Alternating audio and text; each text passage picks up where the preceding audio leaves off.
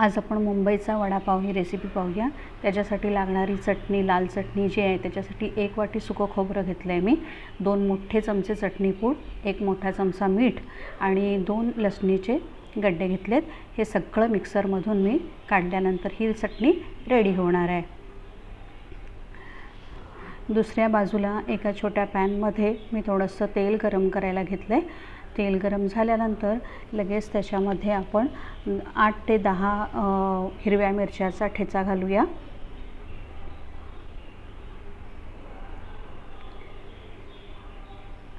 थोडंसं त्याचा कच्चापणा गेला की आपण त्याच्यामध्ये 10 ते 12 कढीपत्त्याची पानं आणि 2 चमचा आलं लसूण घालूया।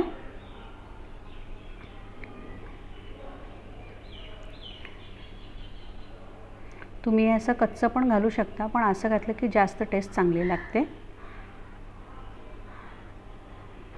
अर्धा चमचा हळद घालूया आता त्याच्यामध्ये।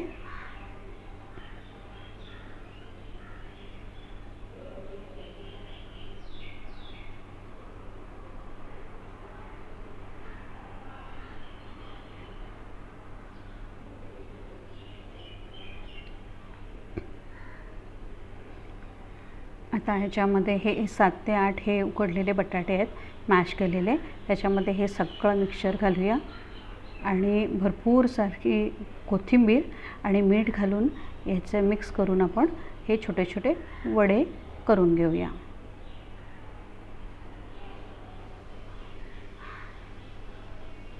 दीड चमचा मीठ लागेल एवढ्या सामानासाठी आपल्याला।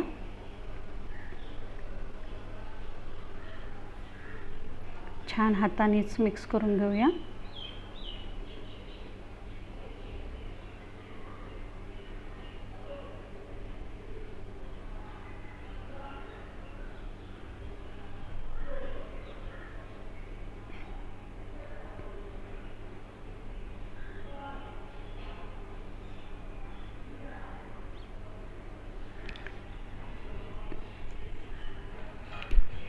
हळद पण तुम्ही नाही घातली तरी सुद्धा चालते, पण हळद घातल्यानंतर एक आपल्याला कमर्शियल असा जरा थोडासा बाजारचा वडापाव खाल्ल्याचा एक फील येतो, म्हणून आपण घालू शकतो। असे छोटे छोटे गोळे आपण करून घेऊया। कढीपत्ता तुम्हाला नको असेल तर तुम्ही काढून टाकू शकता।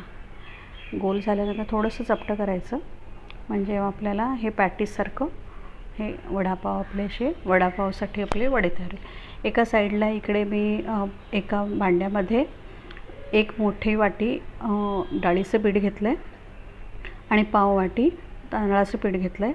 तुम्ही थोडं कॉर्नस्टार्च घेतलं तरी सुद्धा चालेल। त्याच्यामध्ये 1 चमचा हळद, पाव चमचा सोडा आणि 1 मोठा चमचा आपल्याला मीठ घालायचं आहे। हे सगळं मिक्स केल्यानंतर आपण ह्याला लागेल तसं थोडंसं पाणी मिक्स करून याचं बॅटर बनवून घेऊया। हळूहळू पाणी घातलं की लम्स होणार नाहीत त्याच्यामध्ये।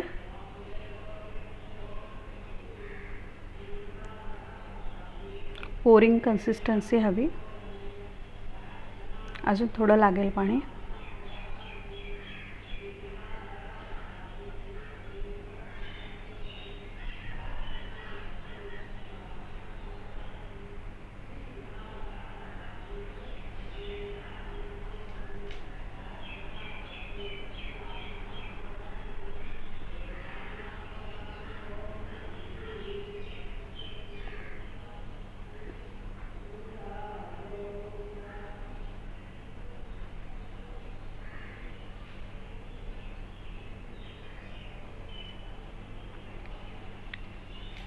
आता ही राईट कन्सिस्टन्सी झालेली आहे।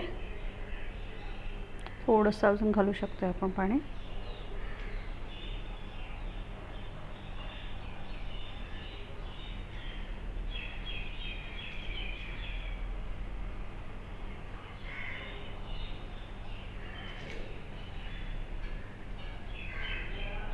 सगळ्या गुठल्या काढून टाकूया आपण।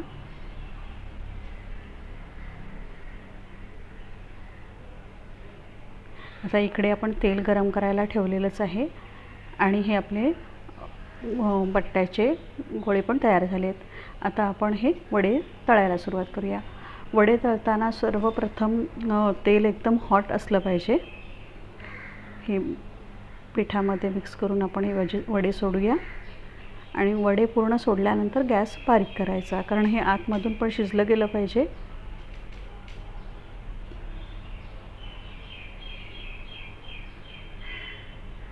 जास्त नाही घालायचं, नाही तर तेलाचं टेम्परेचर कमी होईल.